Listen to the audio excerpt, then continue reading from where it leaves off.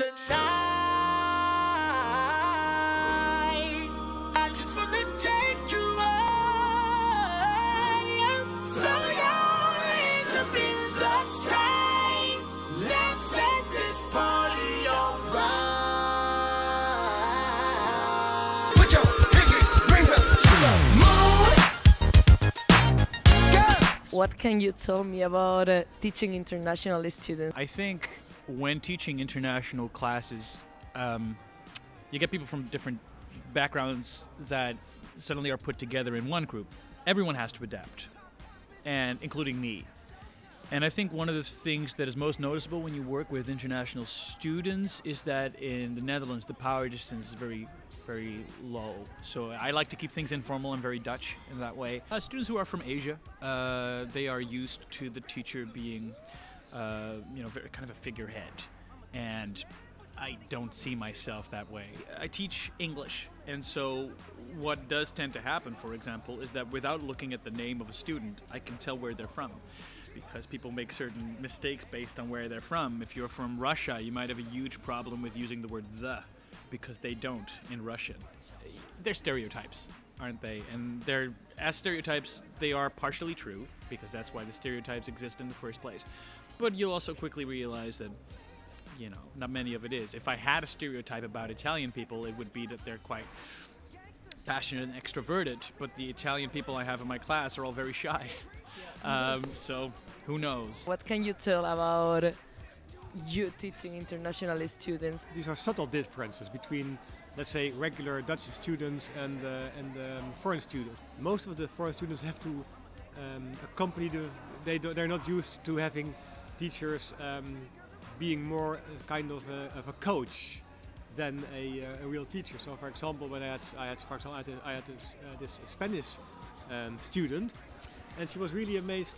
She was really amazed. So she had to accommodate to the fact that she didn't have lectures, and she didn't have to do homework, and she didn't have an exam at the end of the show. We have, of course, more experience and more knowledge and more life experience.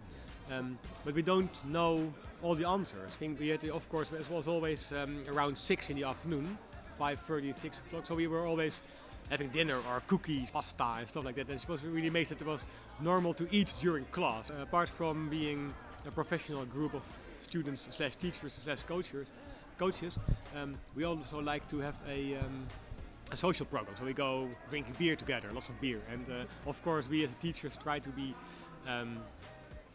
professional, so we're not going to get drunk with students, though I did.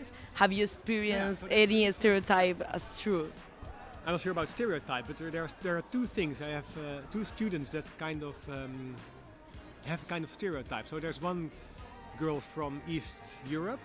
They have difficulty expressing themselves, or trying to they're not really out there. They're a little bit introvert, and this girl really matched that stereotype. And now I have a Chinese student, and he's really being Chinese.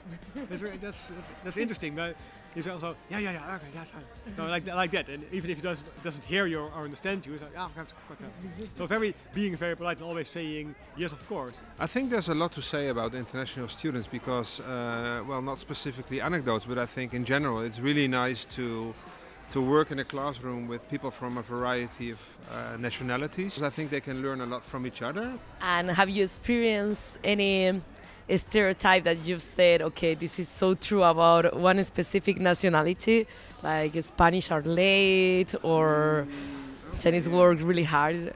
I think you mentioned Spanish are late. I think it is, of course, in general, stereotypes. They stem from something. You cannot say that all Spanish are late, and you can also not say that all German students are very ambitious and aim for high grades.